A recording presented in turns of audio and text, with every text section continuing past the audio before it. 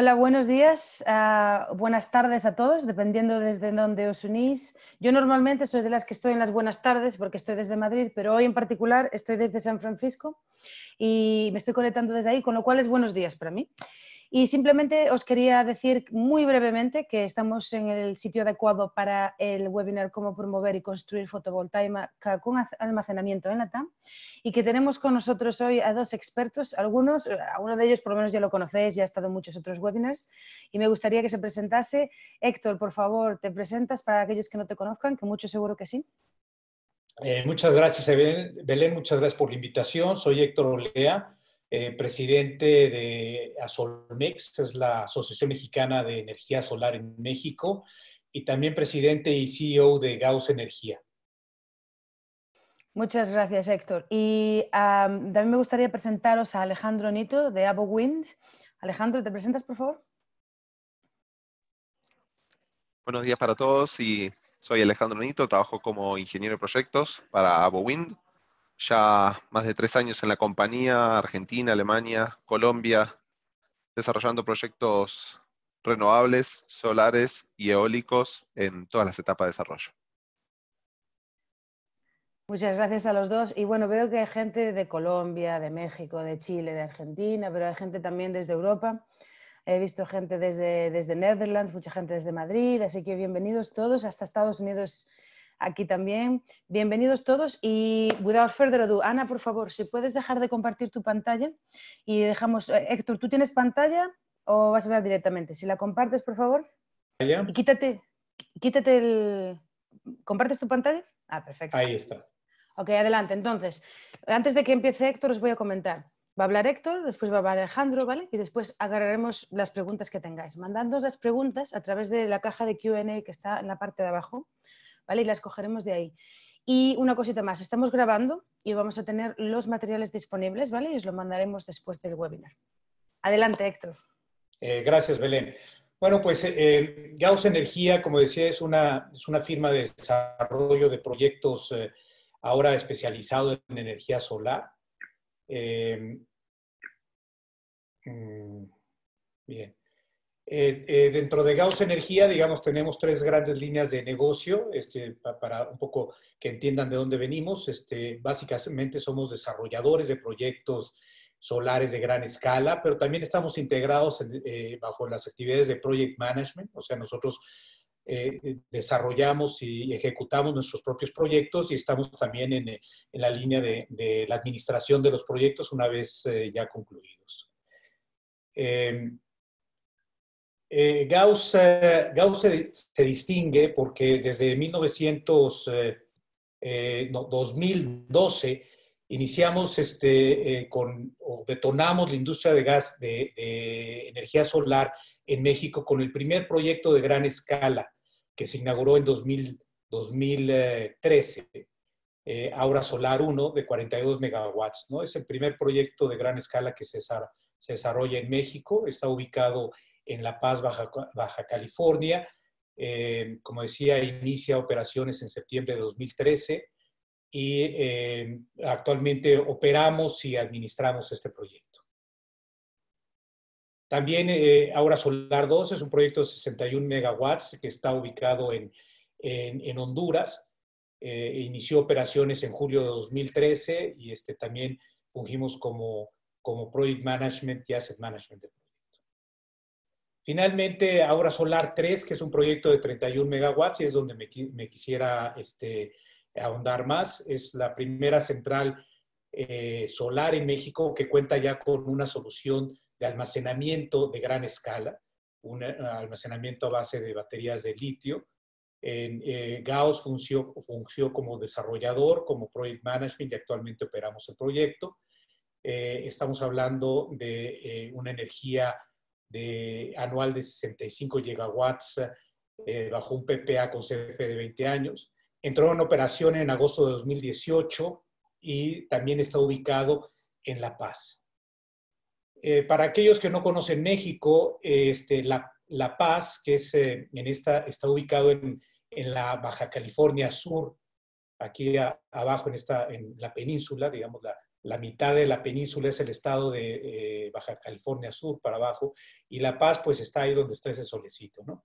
Lo que es importante destacar de Baja California Sur es de que es un sistema que no está interconectado a la red eléctrica nacional, prácticamente es una isla eléctrica para cualquier propósito práctico, y eso lo hace tener unas características muy particulares, donde ciertamente el almacenamiento de energía funge como un factor fundamental en el desarrollo y en la integración de energías renovables, particularmente solares, dentro de esta zona, ¿no? Cabe destacar que Baja California Sur es un lugar con una gran abundancia de irradiación solar, es una de las mejores radiaciones en todo el país, no solamente por la continuidad en cuanto a la radiación solar, sino a su temperatura, digamos, no es tan caliente como pudiera ser en otras partes del desierto de Sonora o de Chihuahua, que siendo demasiado calientes, pues reduce la eficiencia de la producción fotovoltaica. En La Paz particularmente tenemos una brisa que permite tener condiciones más eficientes para la generación de energía eléctrica a través de la tecnología fotovoltaica.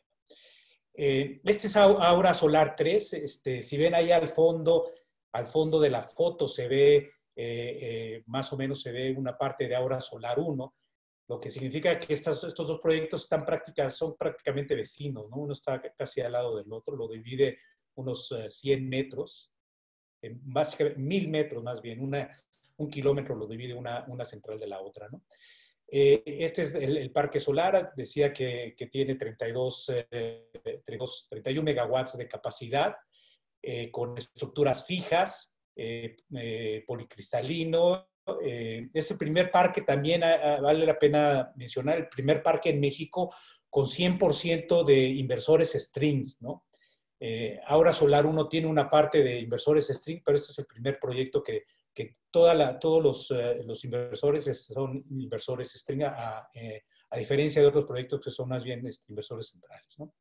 También vale la pena destacar que aquí, si ven en esta parte de abajo, se ve la subestación del proyecto, pero también aquí se ven los contenedores que contienen, por así decirlo, la solución de almacenamiento, ¿no?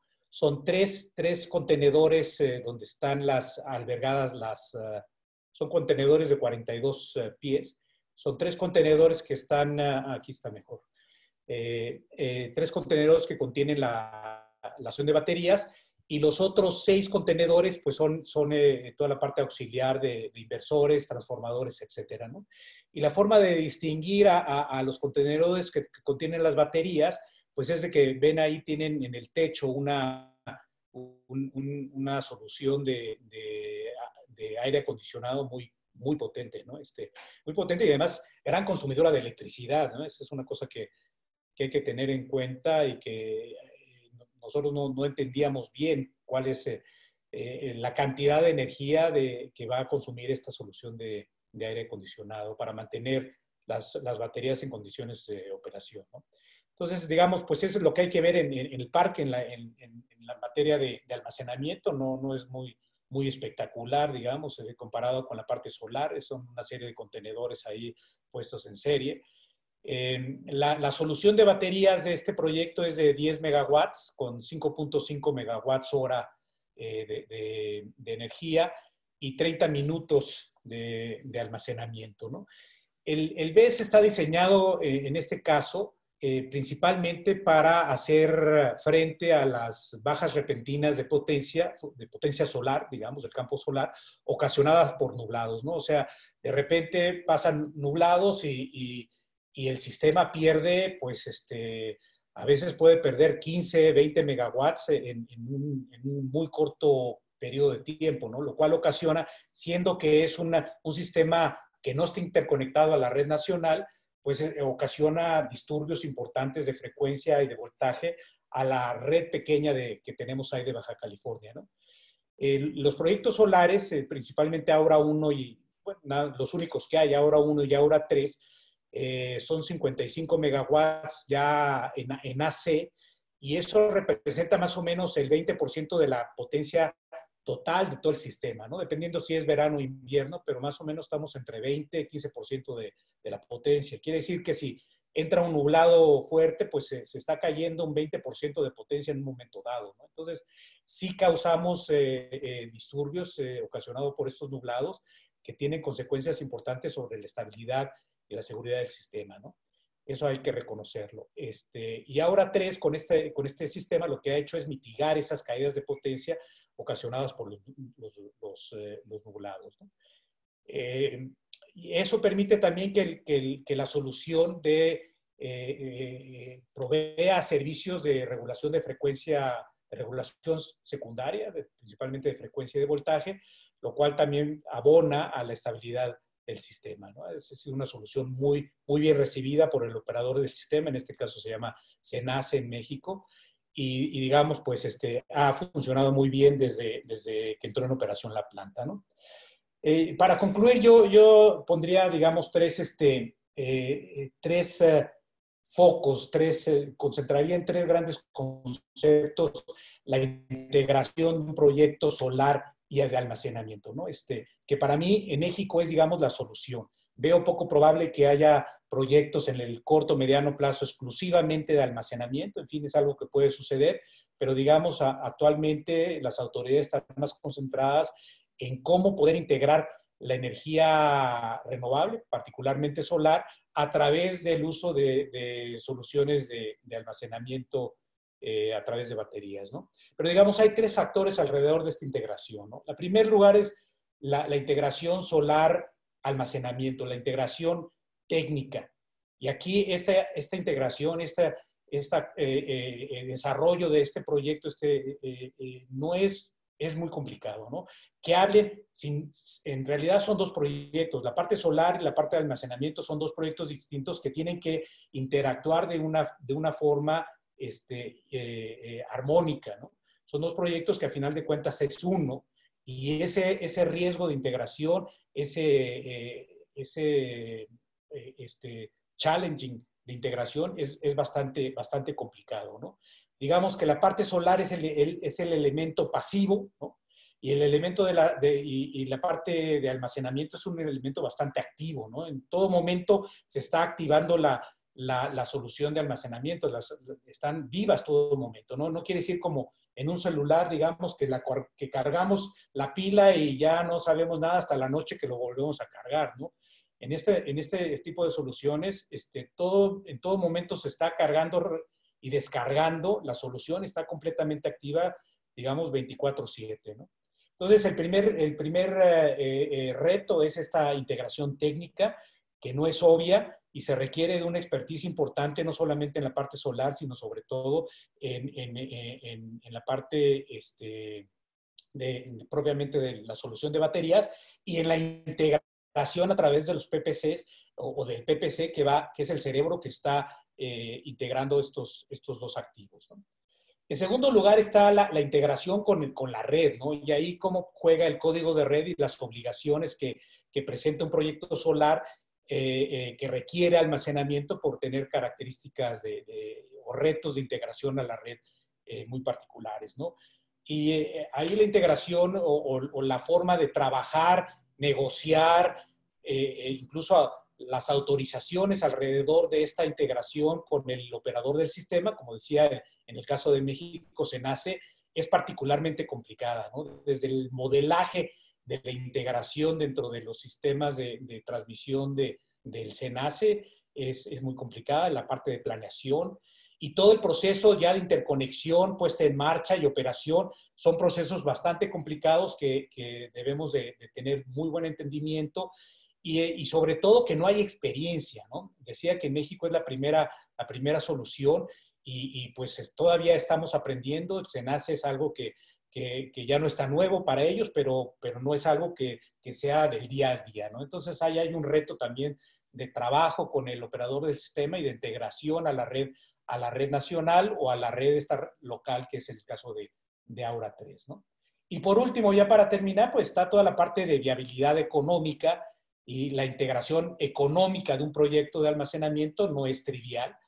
En este caso, en Aura 3, digamos que la parte de almacenamiento no tiene una monetización independiente del proyecto solar, es, digamos, parte del equipo, es parte de las instalaciones del proyecto. Entonces, a la hora de ver la viabilidad del proyecto de almacenamiento, se tiene que ver en conjunto con el proyecto solar y el proyecto de almacenamiento y el proyecto, la salida comercial que se le dé al proyecto en general, ¿no? Entonces, si alguien está pensando en monetizar su proyecto de almacenamiento de manera independiente al solar, bueno, pues hay un reto importante. Mi recomendación es que se vea en el conjunto del proyecto solar y de cómo se integra el almacenamiento como parte del proyecto, como parte del CAPEX del proyecto y no como algo independiente, ¿no?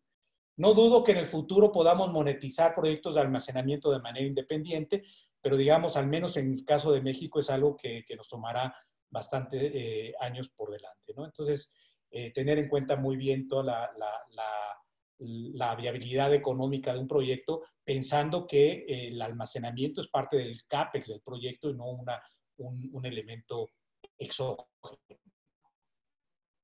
Con eso yo concluiría, Belén, y estaría disponible para ustedes en la sesión de preguntas y respuestas. Muchas gracias, Héctor. Es curioso como casi todo el know-how que se va desarrollando en un país específico siempre empieza en las islas de potencia, ¿no? Es el caso en muchos otros lugares también, pero tiene que empezar ahí porque es donde hay más dificultad. Pero al final, la gran isla de la red, cuantas más renovables metes, acabas en las mismas situaciones y tienes que meter efectivamente regulación de frecuencia y demás. Héctor, si puedes dejar de compartir, le permitimos ahora a Alejandro que comparta y quítate el mute también, Alejandro, cuando puedas. Perfecto. Y seguimos, y tenemos muchas preguntas, ya que sepáis, pero bueno, las agarramos obviamente después y no hay problema porque vamos muy bien de tiempo.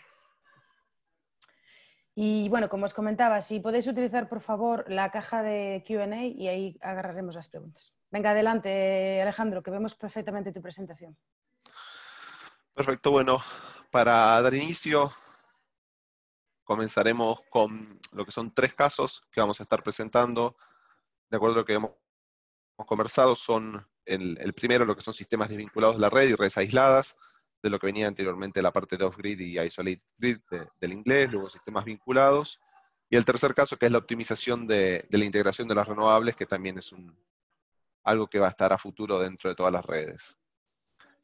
Como primera imagen de lo que es AboWind, que se crea en el 1996 en Alemania y cuenta con 600 empleados, y su core business siempre fue inicialmente el desarrollo de proyectos eólicos, pero luego por la demanda de mercado también se comenzó a abrir y realiza desarrollo de proyectos solares, financiamiento, construcción llave en mano también. Además, también se han abierto otras áreas de mercado, como la bioenergía, los sistemas híbridos y la movilidad, y se han creado más o menos 2.3 gigas de desarrollos en renovables y se han vendido, y 1.5 de ellos se han también comisionado. La presencia es en 16 países, aunque también en países que no haya presencia física con una subsidiaria se han desarrollado proyectos o se ha intentado. Cuando vamos directamente a lo que es el primer caso, que son los sistemas desvinculados de la red, muchas veces la primera pregunta es cuáles son los clientes a cuáles vamos a apuntar. Puede ser en el sector privado, ya sea a través de licitaciones para comunidades aisladas, o en la parte privada, lo que es compañías mineras, industrias, o quizás empresas que tienen una generación de respaldo a base de energías convencionales. Para poder analizar las motivaciones, lo primero que hicimos fue ver lo que fue, por ejemplo, la imagen de la derecha, que es un reporte que hizo IRENA, en donde se ve una franja celeste, en donde se mostraba, allá por el 2011, cuál era el costo en dólares por kilowatt hora de generación eléctrica de una generación diésel para islas. En aquel momento, para los sistemas Solar Off-Grid, era la barra que estaba más alta, ya casi llegando, duplicando y quizás triplicando lo que era el valor del costo de la generación para islas a través de diésel. Pero luego nosotros hemos trasladado lo que son los valores actuales del 2020, o los que es la prospección a futuro del 2020, y se ve que ya estamos, que se ha roto esa barrera del levelized cost of energy, de lo que uno podría ingresar, y ya estamos dentro de un mercado bastante competitivo en lo que es la Solar Off-Grid para lugares de este estilo. Por eso, la primera motivación fue que los costos de los combustibles han ido creciendo, y luego la caída del level cost of energy de lo que es el off-grid de las renovables. Como ya explicó técnicamente también Héctor, hay una seguridad de suministro y previsibilidad del costo, y después otros temas adjuntos que vienen, como la reducción de las emisiones de CO2, y en el caso que tengamos grupos electrógenos, también la utilización de baterías mejora la vida útil de los mismos. Si vamos al caso puntual que hemos participado, fue una licitación en Argentina, en lo que es el PERMER, que son proyectos de energías renovables en mercados rurales. Como se ven en los mapas de la derecha, el sitio era realmente complejo, estaba situado a casi 4.000 metros de altura sobre el nivel del mar, con una atmósfera sumamente salina, lo cual hacía técnicamente bastante complejo el análisis de qué es lo que había que ofertar y cómo, y una accesibilidad y la logística también compleja. En este marco, lo que era el pueblo actualmente se está abasteciendo por generación convencional mediante un generador diésel, y los requisitos técnico-energéticos de la licitación, bueno, son los mostrados ahí. Se pedía una demanda, había una demanda pico de 85 kVA y demás componentes técnicos que se pueden leer ahí. Lo que se buscaba era tener la energía fotovoltaica como fuente primaria de energía, que el grupo electrógeno existente, que daba 8 horas por día de energía al pueblo, quede solo como una reserva fría, y que disponga el sistema de una modularidad para poder ampliarlo, porque lo que se ha estudiado es que socialmente, una vez que el pueblo gane esta independencia energética, se preveía un aumento demográfico. Entonces, el objetivo final era pasar de las 8 horas por día que se disponía de energía a unas 24 horas de todo el año. Cuando analizamos todos los complejos técnicos que había, se hizo la oferta, el principal o uno de los más importantes inconvenientes que se mostraron fue los costos que se le asociaban a los almacenamientos en baterías en lo que era aranceles e impuestos, que quizás otros componentes no estaban cargados con tales impuestos, pero para uno de los casos eran 3 sitios. Este proyecto que mostramos acá es Catú, había otros 2 que era El Toro y Quillaqués. Todos más o menos revestían la misma complicación y los mismos costos. Un cuarto del costo de la oferta estaba representado en impuestos, el 26%, en donde se veía impuestos a valor agregado, impuestos de importaciones, tasas estadísticas. Entonces, la principal complicación que pudimos ver se reflejaba en cuanto que cuando analicemos que en un proceso licitatorio, en donde se gana por tecnología y finalmente por precio, cómo lograr esa baja en un precio competitivo teniendo un cargo tan alto en lo que eran los impuestos para este tipo de tecnología. Luego hay otros temas que han quedado abiertos que los presentamos en un slide más adelante junto al resumen de los casos.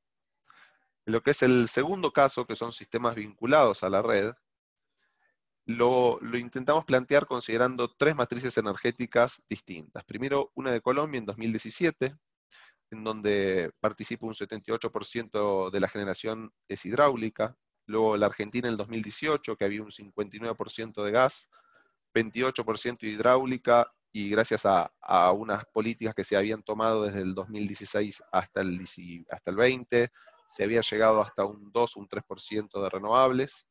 Y luego la matriz de California, que tiene una participación del gas muy alta, con un 52%, pero también tiene una presentación de lo que es las renovables de casi el 20%.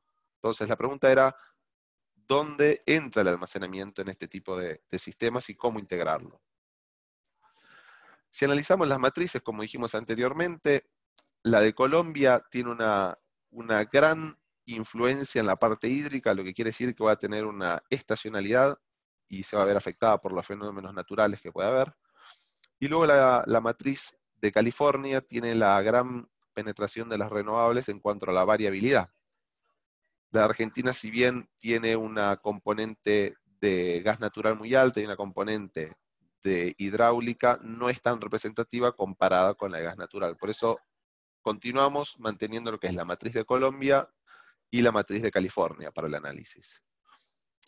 En estos casos, cuando analizamos la distribución anual del precio de la energía en la matriz de Colombia, el primero de los gráficos que está a la izquierda, se ve que durante todo el año hay una variación en lo que es el mercado spot, los precios en este caso están indicados en pesos colombianos por cada kilowatt hora generado, y la diferencia a lo largo de todo el año, si eliminamos ese pico que está fuera de lo que es común y que lo consideramos algo, una anomalía, hay una diferencia entre el mínimo y el máximo precio spot de 400 pesos colombianos por cada kilowatt hora. Si esos pesos colombianos, los 400, los transformamos a dólares y ya no a megawatt hora, a kilowatt hora, sino a megawatt hora, estamos teniendo una variación de 116 dólares por megawatt hora, lo cual para un mercado spot es muy alto, y ahí es donde uno empieza a considerar cómo poder tratar de independizarse de estos riesgos que uno puede tener. Esto se ve influenciado porque la hidráulica tiene una temporalidad anual, ya sea por efecto del niño y la niña en ciertos mercados. En lo que es la distribución diaria del precio de la energía, cuando analizamos la matriz de California, que tiene una influencia de las renovables muy grande, ahí el mercado spot entre diurno de 0 a 24, hay una variación de 70 dólares por megawatt hora. Se puede ver marcado que cuando empieza a decaer la generación solar, empieza a crecer el precio spot. En estos dos casos en donde podemos ver que sí hay una posibilidad de interacción de lo que es los sistemas híbridos o las baterías en esta coexistencia que llamamos. De esta manera, cuando analizamos las aplicaciones, podemos decir, como ya mencionó Héctor, hay un control de frecuencia como estabilizador de red que tiene que ver con una parte más técnica. Y en esta parte, en lo que es el mercado spot en sí, tenemos un arbitraje, digamos. Podríamos generar en cualquier momento del día y luego reducir el riesgo financiero que tiene la volatilidad de un mercado spot, pudiendo determinar cuándo hacemos la inyección a la red. En este punto es importante mencionar que, claro, si tenemos un sistema híbrido que lo vinculamos a la red, a una planta que ya tenemos, que sea existente, nos da una versatilidad en lo que es la integración de las renovables. Y ahí es donde vemos un potencial de beneficio económico para los proyectos. En lo que es el tercer y último caso, es la optimización en la integración real de las renovables. Cuando analizamos una hibridación de lo que es el sistema, esto tracciona un valor agregado para las renovables. Vamos a suponer el caso, como dice, el primer ítem de un sistema en donde la red no es muy fuerte o no es confiable aún. Por ejemplo, en ese gráfico tenemos una red tiene una capacidad de absorber de 5 megawatts, y se considera obviamente un proyecto fotovoltaico de 5 megawatts. En este caso lo que sucede es que cuando analizamos no en energía, sino en potencia, nosotros vamos a tener que el 83% del año, la salida de nuestro proyecto solar, va a estar por debajo del 50% de la máxima potencia que podría estar despachando nuestro proyecto. En este caso, en donde nosotros analizamos, y esto ha sido con un caso ejemplo que tomamos de un proyecto nuestro en España particularmente, si duplicamos esta potencia nominal, la llevamos a 10 megawatts y adjuntamos unos 5 megawatts de almacenamiento, obviamente cae el pensamiento que uno puede sufrir curtailment en ciertos momentos, pero el análisis indica que más allá de que estamos duplicando esta potencia, el curtailment es menor al 20%, y eso lo podríamos aprovechar almacenando ese curtailment, en el caso y en los momentos que lo tengamos, en el adicional de las baterías y en la hibridación del sistema. De ahí que los incentivos para aumentar la escala del proyecto, en este caso, es primero, como dice, la economía de escala, y utilizaron la mejor manera posible la superficie. Ahora, también hay un aspecto más positivo de la hibridación, que es optimizar los requerimientos de las ampliaciones de red y la utilización optimizada de los puntos de conexión. ¿Esto qué quiere decir? Podemos agregar otras tecnologías más allá de la que tengamos a un punto y utilizarlo de mejor manera. Creemos que estos dos aspectos son mucho más positivos o hacen mucho más hincapié en Latinoamérica, en donde no siempre la dinámica de inversión en lo que es ampliaciones de red tiene la dinámica que el mercado necesitaría para tener una penetración mucho más avanzada y rápida en este sentido. Finalmente, para poder resumir los tres casos, el primer caso, que es el sistema de vinculados, lo que propone es un suministro seguro y estable. La generación ya es más económica que la convencional y hay una reducción de emisiones a nivel local. En lo que es la coexistencia, dijimos que es la protección contra la volatilidad del mercado spot, la estabilidad de red, que ya también mencionó Héctor, y en ciertos mercados ya es obligatorio, habría que ver cómo evoluciona en Latinoamérica. Y en el último de los ejemplos que presentamos, bueno, tenemos la economía de escala y una utilización más eficiente de la infraestructura que tenemos hoy por hoy, en este caso en Latinoamérica, digamos. Como preguntas que nos quedan abiertas fue, bueno, ¿cuáles las consideraciones que podemos hacer? Y lo separamos en 3 ítems. Uno es lo que son los procesos licitatorios que puede haber en Latinoamérica, los mercados para la inclusión del almacenamiento y los financieros. En lo que es los procesos licitatorios, creemos importante que cuando se abre una licitación, las especificaciones técnicas sean objetivas y transparentes respecto a qué tecnología se quiere y por qué se quiere, porque ha sucedido que solo uno puede cumplimentar con estos requisitos utilizando una única tecnología, una única marca. Entonces, de esa manera queda muy sesgado lo que es la oferta y la variación que se puede llegar a recibir. Ayudaría mucho también tener unos requerimientos estandarizados para casos de sistemas aislados, por ejemplo. En lo que es la inclusión del almacenamiento, bueno, definir cuál es el alcance y qué se busca dentro de las actuales regulaciones para las baterías. Y después definir el valor agregado de los sistemas locales, quiere decir cómo cada actor del mercado local va a poder participar en este caso. Finalmente, uno de los más complicados, creo, es la estabilidad política respecto a los objetivos energéticos de mediano y largo plazo, y tener una perspectiva, porque desde el punto de vista del inversor va a ser lógico y va a ser uno de los deal breakers a la hora de decidir cómo encarar este tema. Y después, bueno, cargos de importación para el sistema de almacenamiento, que eso se podrá discutir y será un tema tratado, creo, más proyecto a proyecto o país a país en este caso. Bueno, desde ya muchas gracias y quedamos atentos a todo lo que son las rondas de preguntas a futuro por el resto del tiempo. Muchas gracias, Alejandro. Has muy diplomáticamente dado ahí el grito a los políticos, por favor, regulen esto. Y bueno, la verdad es que hacer las cosas más fáciles. Muchas gracias. Si puedes, por favor, dejar de compartir la pantalla y nos pasamos un poco a las preguntas, que tenemos bastantes. Os tengo que decir, voy a empezar Perfecto. así por lista. Si veis alguna, podéis abrir la lista y si veis alguna, pues importante, pues mencionadla, ¿vale? Pero voy a ir un poco así para abajo y feel free de ver a ver quién quiere responderla. O sea, vamos como haciendo freeballing. Tenemos 22 abiertas. Si nos damos un poquito de prisa, yo creo que las respondemos todas, pero lo que pasa es que normalmente mientras las vamos respondiendo van añadiendo más. Entonces ahí va a depender a ver si vamos a responderlas todas o no. Entonces, la primera es clarísimamente para Héctor y pone, ¿cuál es la capacidad de las baterías en Aura 3? ¿Cómo se integraron y cómo integraron este componente en el caso base para los prestamistas? No te escuchamos, Héctor. ¿Puedes encender tu micrófono, por favor? Déjalo abierto ya.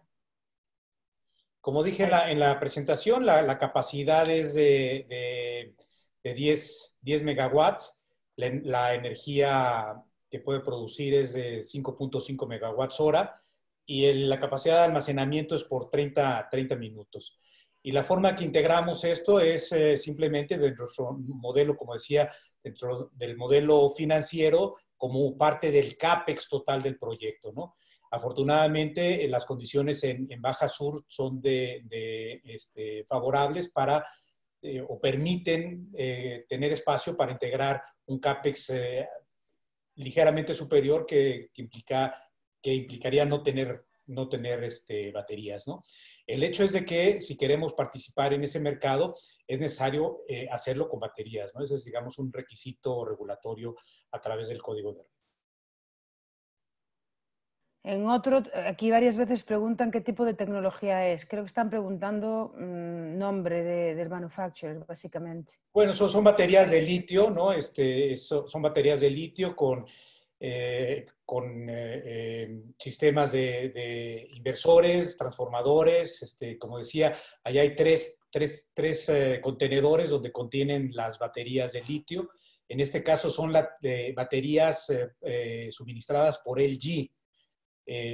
Habría que revisar eso porque hace unos años, pues digamos, era lo que había disponible y digamos, había una necesidad de tener un player importante suministrando ese componente tan importante, ¿no? Ahora ya entiendo que hay una oferta más amplia y competitiva de baterías, así que yo ahí haría un due diligence reciente, porque el mundo de las baterías está cambiando muy rápido en cuanto a precio, en cuanto a capacidad, en cuanto a características, ¿no? Entonces, yo abriría más el abanico en estos momentos, ¿no? Si lo tuviera que volver a hacer. Sí, bueno, aunque los asiáticos todavía, los manufacturers asiáticos todavía siguen bien fuertes. Claro, pero fíjate que baterías chinas están teniendo un posicionamiento muy fuerte, ¿no? En No, aquellos momentos definitivamente. era Samsung y LG nada más, digamos, en el mainstream, Los pero eso ha coreanos. cambiado de manera muy Y dramática. una pregunta que es un poco más técnica, a lo mejor, ¿te dieron ya todo dentro de No, la... no, no. Eso es ¿Cómo lo un hicisteis mito, ¿no? vosotros? ¿Vosotros fuisteis los integradores? El integrador técnico, nuestro socio tecnólogo, tiene que llevar a cabo esa integración. El que provee las baterías es eso, da las baterías y ya, ¿no? Es relativamente sencillo eso. En fin, es la compra de baterías, pero ya la integración del sistema se tiene que hacer a través de un integrador técnico con experiencia en la integración de estos sistemas en la parte técnica, ¿no? Y ya como decía, pues está toda la parte de integración a la red, que es un conocimiento más local que no es trivial, y la integración económica también, que no es trivial, ¿no? Por eso hablaba de esos tres rubros importantes: la integración técnica, la integración ya práctica en la red y la parte económica. Sí, bueno, yo ahora mismo que estoy estudiando bastante este tema para un evento que vamos a hacer en España sobre almacenamiento e integración, os puedo decir que lo que sí ha cambiado un poco es que ahora hay muchas empresas que te ofrecen ya lo que son los contenedores preparados, pero que se siguen utilizando todavía celdas asiáticas. Es decir, pero ellos te dan todo preparado ya con el Power Electronics, todo, o sea, con toda la electrónica de potencia, pero bueno, que siguen siendo lo que son las celdas asiáticas. Pero Pues bueno, ya cambiamos. la verdad, Belén, es que es un traje bastante a la medida, ¿no? Efectivamente viene todo encapsulado, como dices, ¿no? En estos contenedores, pero el diseño que hay atrás dentro de ese encapsulamiento y la solución que se tiene que proveer es bastante particular al proyecto, al tipo de solución, al tipo de servicios que se va a dar. No es lo mismo una solución para peak shaving que una solución para regulación de frecuencia, ¿no? Y eso a veces lo olvidamos, creemos que es como si fuera un proyecto solar, es lo único que hace, ¿no? En el caso de baterías, hace un proyecto de baterías puede tener distintos productos, distintas soluciones, y depende de para qué lo vas a usar. Por eso decía que es un elemento muy activo y muy complejo que deberá de diseñarse desde el principio de manera dependiente, de manera muy cerca a la solución que se está tratando de elaborar. Sí, pues muchas Sobre todo gracias. la parte del PPC, hay por ahí una pregunta que hablan del controlador Sí, te iba a hacer esa pregunta, del software, ¿no? Porque es súper importante, software. porque al final... Eso no es de que compras el software y a ver, instálenmelo y ya está, para nada, ¿no? Es algo muy, muy especial, muy especializado al tipo de planta, al tipo de solución, al tipo de interconexión, al tipo de sistema de transmisión al que te vas a interconectar. Entonces, ahí yo es donde pondría el punto más, el hilo que se rompe es a través del PPC, ¿no? Ok, y la mayoría de estas baterías, al menos hoy en día, que vienen ya integradas con la electrónica de potencia, ya como que te dan ya también el software y tienes que escoger muy bien qué es lo que te están dando y ofreciendo, porque al Pues final es lo que va... Insisto, Sí, la solución no está tan de llave en mano, ¿no? Ya una vez que tomaste las decisiones y ya integraste los diferentes proveedores, pues sí, ya te llegan en unos contenedores muy bonitos que nada más que hay que interconectar, pero para llevar a eso no es trivial, ¿no? mucha ingeniería detrás. Ok, hay aquí una pregunta que dice, expectativas de almacenamiento en Colombia. ¿Tienen algún estudio o información? Supongo que Alejandro, tú tendrás más información, quizá. Pregunto. No tenemos lo que es un estudio, sí en varias reuniones que se han hecho los distintos actores renovables, sí se viene hablando y se viene escuchando que es una perspectiva a mediano plazo.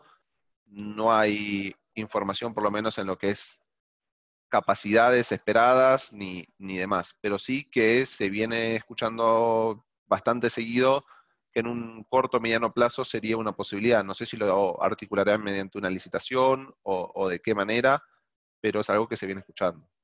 Bueno, a ver, al final supongo que en todos los mercados llegará un momento, ¿no? Pero unos antes que otros, supuestamente, dependiendo del grado de evolución.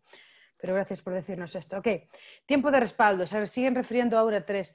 ¿Lo determinaron por el código de red o por indicación del código de red? Sí, fundamentalmente es eso, la rampa, lo que te exige el código de red es una rampa de potencia que sea congruente con las capacidades del sistema local, ¿no? Entonces, si pasa una nube, lo que normalmente haría sin baterías es que se cae la potencia pues en vertical, ¿no?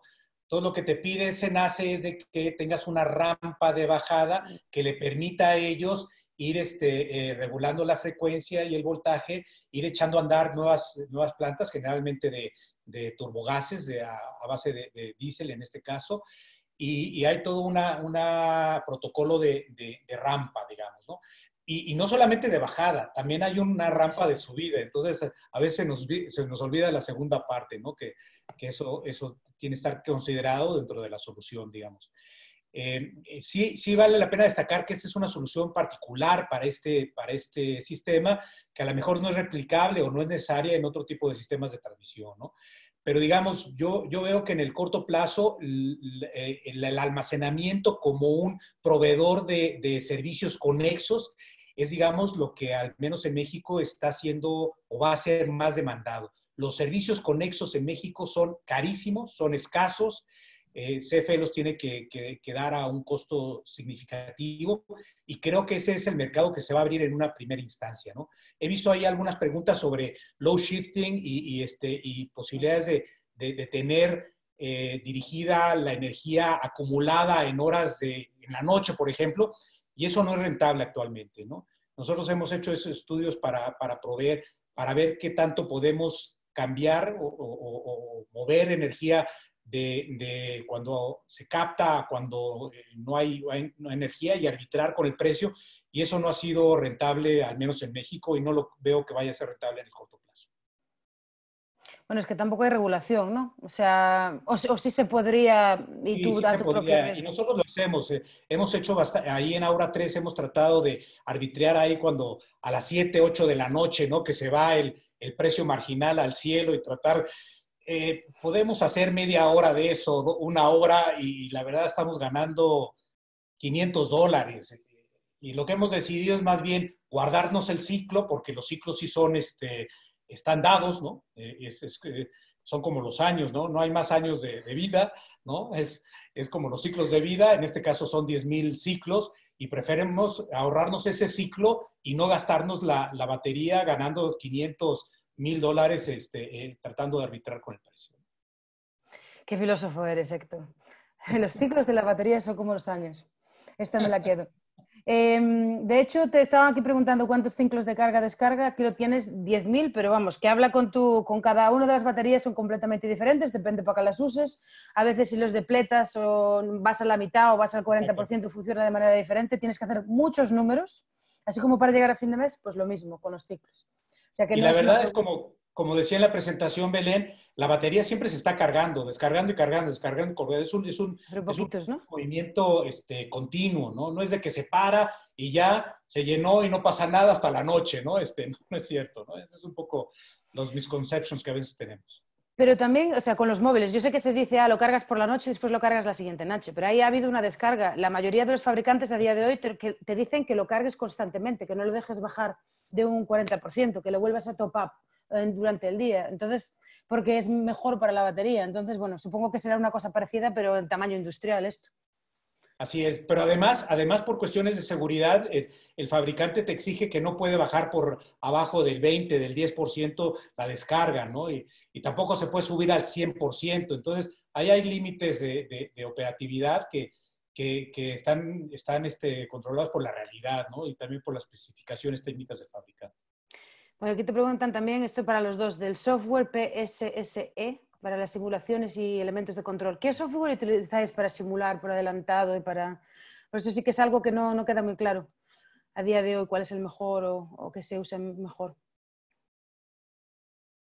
Alejandro. Bueno, en nuestro caso, sí utilizamos un software, no recuerdo cuál sea, yo no soy la persona más técnica para responder esa, pero sí usamos un software que además tenemos que compartir con CFE y con SENACE para que ellos puedan hacer sus corridas, ¿no? Y hay un proceso también de aprendizaje y de interacción con el operador del sistema para que él entienda tus corridas y ellos los puedan corroborar que efectivamente están dentro de los límites que te están exigiendo, ¿no? Sí hay mucho ir y venir en cuanto a su simulación. Sí, total. Coincido con lo que es Héctor en el sentido, tampoco soy la persona técnica que lleve adelante lo que es la operación, pero la simulación es, en ese sentido, es acordar con el operador de red en ese caso y lograr un poco caminar de la mano para que se entiendan en ambos qué es lo que se está interpretando en cada simulación, pero sí, eso coincido con lo que dijo Héctor. Bueno, yo si ayuda a alguien, porque igual no, he escuchado de dos que se utilizan para microgrids, pero por adelantado, es decir, cuando estás preparando cosas que se llaman Homer y Odyssey, y no sé si eso es exactamente lo que necesitáis, pero empezad ahí y ver a ver si encontráis. Esos dos específicos son los que yo he escuchado bastante y que la gente, pero no son los únicos, así que cada maestrillo tiene su librillo. ¿Qué opinan del almacenamiento con bombeo? Bueno, obviamente esto es una de las pues grandes cuando se competiciones. pueda, ¿no? Claro, Cuando tengas algo elevado y hay agua y bueno, si se puede, yo creo que es muy factible. En el caso, lo que pasa es que es muy site specific, ¿no? Y esas condiciones de bombeo con agua, pues se dan o no se dan, ¿no? Tú construirlas me parece inviable, ¿no? Es En riesgoso, ¿no? O cambio, sea, el almacenamiento con baterías, pues se puede llevar a cualquier lado, ¿no? No tiene que haber ese tipo de condiciones geográficas.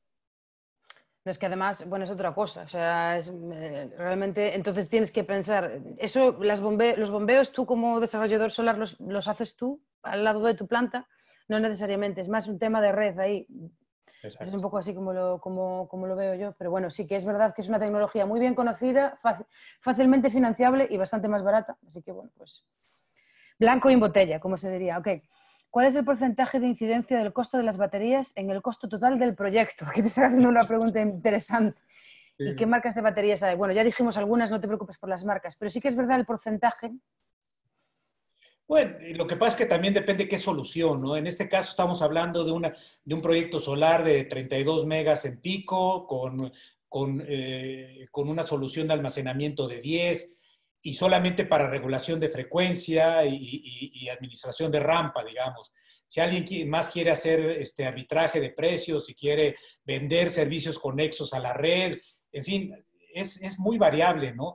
Yo diría que lo mínimo minimorum para integración de red y administración de rampa, pues debe de andar en un 10%, un 5% del proyecto, ¿no? Y además los precios van por día, ¿no? Casi de mes a mes están cambiando los precios. La tecnología de almacenamiento de cuando hicimos nosotros Aura 3, ahorita es otra cosa, ¿no? Entonces, es muy difícil responder esa pregunta, pero sí hay que empezar por decir para qué queremos el almacenamiento, ¿no? Y si juegan dentro del CAPEX del proyecto, que es como nosotros lo recomendamos, pues hay que ver si no se va a monetizar ese producto, etcétera. Hay muchas preguntas, ¿no? Otra vez, insisto, la parte de almacenamiento es como una navaja suiza. Tiene muchos recovecos, tiene muchos productos, tiene muchos servicios y hasta que sepamos para qué lo vamos a usar y cómo vamos a interactuar con la parte solar, incluso, o no, ¿no? Que puede ser, como decía Alejandro, pues no sabemos bien de qué tamaño es el animal. ¿Quieres En añadir el algo? caso puntual de lo que fue los proyectos en Argentina, que no era solo un proyecto, digamos, de generación sencillo, sino que era para alimentar un pueblo, alumbrado público y demás. Eran proyectos que no superaban los 300 kilowatts. El impacto total de todo lo que era no solo la batería, sino el conjunto completo del BS estaba rondando un 25% del costo total que teníamos del proyecto. Pero porque era muy, como decía Héctor, site specific de para qué se está utilizando y qué es la concepción original de las baterías, puntualmente. Bueno, yo no soy especialista, pero he hablado con, no sé si cientos, pero docenas y docenas de gente que trabaja en esto y lo que me dicen es que no mires nada más que el coste de la batería, mira también el coste de toda la electrónica de potencia y el BOP, el BOP supongo que es ese que tienes en la planta porque es mucho más de lo que te imaginas. Cuando tienes eso lleva su propio BOP. Entonces, mira esa parte con cuidadito, porque no es, Sí, no es simplemente el coste de las baterías. es correcto, ese es un muy buen punto, Belén, qué bueno que lo traes a la mesa, porque uno habla de baterías y cree que nada más es la batería, ¿no? No, Es no. solo lo que va alrededor, y yo diría que en el caso de nosotros es más o menos mitad y mitad, ¿no? La mitad era el costo de las baterías y la otra mitad es todo lo que va alrededor para que esas baterías sirvan, ¿no? A Entonces, mí aquí hay me economías de decían escala muchas porque, veces. por ejemplo, puedes tener ya haber hecho la inversión en inversores, en transformadores, en toda la electrónica de potencia, y lo que puedes ir haciendo es aumentar el número de baterías. Entonces, eso ya es muy económico, porque lo que vas haciendo, en lugar de Ya. que tengas media hora de capacidad de almacenamiento, pues puedes aumentarla 1 hora sin tener que duplicar el precio, ¿no? Nada más le vas poniendo baterías adicionales y ya la electrónica de potencia pues apoya ese incremento, ¿no? No es así tan 1 a 1, pero digamos que la inversión fuerte ya está hecha, ¿no? En cuanto a la electrónica de potencia y todos los conexos alrededor de la batería. Sí, Pero pero al bueno, inicio, al inicio yo diría que es más o menos mitad y mitad, ¿no? es lo que dicen BOS, ¿no? En realidad, no es un BOS, BOP exactamente. ahí, el BOS. Pues ya ves, 50%. Eso es una muy buena manera de verlo, porque yo eso exactamente no lo sabía, pero todo el mundo me dice que como mires el coste de la batería es una falacia. No es todo lo que estás viendo. Incluso Entonces, cuando bueno, te hablan, ¿no? Cuando te dicen, oye, ¿cuánto cuestan las baterías? Y hablan $250 por megawatt hora. Pues sí, esa es la batería y ahora le súmale el resto, ¿no? Sí, el Entonces hay resto. que tener cuidado cuando hablen de costos unitarios porque no es como en los paneles solares, ¿no? Cuando compras a tanto el watt pico, pues es eso, nada más, ¿no? Y ya, pero aquí no, el costo de batería más lo que le tienes que poner. es Ok, otro de esos empezamos. misconceptions de los que estabas hablando, Héctor, de qué es lo que consideramos cuando hablamos de baterías. ¿En qué caso específico lo vas a enmarcar? Correcto. Ok, chicos, hay otra aquí. Bueno, vamos bien, llevamos 11, pero como si nada, porque como ya ahora todavía siguen abiertas 24. O sea que, ¿cómo fue hasta ahora la operación del sistema de almacenamiento con Aura Solar? ¿Cuáles fueron los desafíos? ¿Fue similar la operación a lo que esperabas? Esto es muy importante. Y adicionalmente, me gustaría saber si tienes otros proyectos. Y te voy a hacer la misma pregunta a ti, Alejandro. ¿Cuáles son los lessons learned? ¿En dónde? Porque todo el mundo dice que los primeros años de operación estás como todavía touch and go, hay cosas que no sabes y después cada vez, si tienes un buen operador, es mejor. Entonces, ¿qué es lo que estáis aprendiendo? Bueno, mira, el principal challenge al ser el primer proyecto en México, pues es trabajar con la gente que a final de cuentas te va a aprobar, te va a supervisar el proyecto, ¿no? Tienes que estar de manera muy cercana con tu stakeholder, que en este caso principalmente es SENACE, ¿no? Y aquí hay todo un proceso de aprendizaje que ellos tienen que entender, que tú tienes que explicar. En fin, hay un aprendizaje importante y yo digo que no se ha terminado, ¿no? Ni siquiera se ha empezado realmente en el caso de México, ¿no? Es una tecnología muy, muy novedosa, todavía no hay el conocimiento, ¿no? Y eso pues te retrasa, vas y vienes, incluso tú como el proveedor de la solución, tienes que ir respondiendo a esa dinámica, ¿no? Y luego ya en la parte de operación no termina, porque no es que ya terminaste y ya, ¿no? Tienes que aprender a operar el sistema junto con el SENACE, con el operador del sistema, y ellos tienen que entender cómo se opera un proyecto solar con baterías, que es completamente distinto a un proyecto estándar, ¿no? Entonces, ahí el trabajo junto con la autoridad yo diría que es la parte más complicada y a la que hay que estar más cerca, ¿no? Digamos, la parte técnica esa la entiende, hay integradores técnicos muy responsables, se entienden muy bien, han estado en todo el mundo, pero el local knowledge de la interacción con el operador del sistema no es trivial y ahí es donde se atora el proyecto. Human error, todavía existe. Alejandro, ¿quieres añadir algo? Lo único que totalmente de acuerdo con lo que dijo Héctor y agregaría la parte del componente local propio, digamos, en estos proyectos que hemos trabajado, son comunidades muy pequeñas y a veces desde el desarrollo y de lo que es el papel es una cosa y de lo que es la realidad propia del sitio, del campo, de la visita y de saber cómo es la operatoria y la dinámica local, es otra cosa totalmente distinta. Entonces, tener un conocimiento propio de lo que es la zona, más allá de saber que un proyecto lo tengo en el sitio A, B o C, pero conocer realmente la dinámica, no solo la parte técnica, sino la dinámica social, de cómo va a impactar esto, toda la parte propia ya social y económica del sitio creo que es importante para poder llegar a buen puerto, porque también va a haber que enfrentar ciertos aspectos en estos casos. Y si me permites complementar esto, Belén, lo que dice Alejandro, al menos en el caso de México, tú puedes tener el proyecto solar ya andando, ¿no? Puede estar terminado, ya listo para interconectarse, pero si no concluyes con las pruebas y son una satisfacción del operador del sistema, tu proyecto está parado, tu proyecto se para hasta que esté completamente al 100% operando el tema de baterías. Entonces, imagínate el riesgo financiero de tener todo listo, nada más que no te dan el banderazo de salida para la solución de las baterías, pues no entra en operación tu proyecto, punto. Entonces, el riesgo y el costo financiero de no hacer una buena planeación con la parte de baterías, que es volátil per se, por naturaleza, pues es altísimo, ¿no? Entonces, digamos que lo que hay que cuidar porque no es un tema de dinero, y dinero fuerte. Ok, os voy a hacer una pregunta y vamos acabando porque nos queda muy poquito tiempo. Aquí hay una pregunta que va un poco round in circles, pero viene preguntando si básicamente las soluciones de almacenamiento se pueden integrar de igual manera, tanto con eólica como con solar. ¿Sabes? Si es diferente, sirve para cualquier proyecto, no sirve para cualquier proyecto. Y esta es una pregunta que tengo yo también, porque técnicamente son muy diferentes estas dos tecnologías, pero si nos podéis explicar exactamente eso sería fantástico.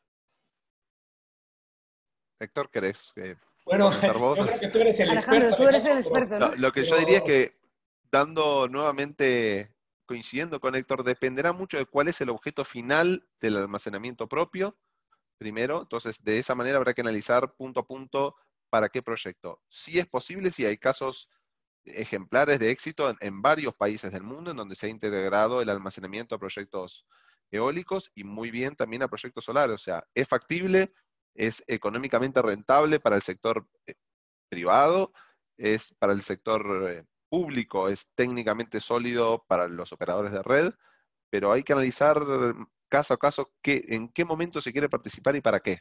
Es realizable y es económico y financieramente posible, pero es site específico de qué es lo que se quiere hacer.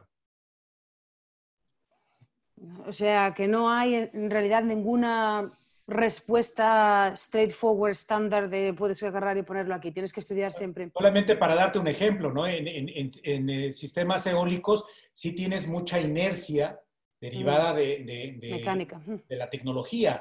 En lo solar no tienes inercia, ¿no? Entonces, ahí mismo ya tienes una diferencia técnica importante que hay que abordar, ¿no? Entonces, ¿cuál es técnicamente más complicado? ¿El eólico o el solar? ¿Para qué tipo? Depende también para qué tipo se va a utilizar las baterías y el sistema. Entonces, si quieres hacer load shifting, porque tienes muchísima eólica y hay un momento en el que ya no puede absorber más la red. 2 horas, o 4. Algo básico, pregunta. ¿no? No Perdón, sabría chicos, decirte técnicamente cuál es la que genera más desafío. También dependerá del expertise que tiene propia la empresa. Si es una empresa que ya tiene expertise en una tecnología, le será complicada la otra. Es ok.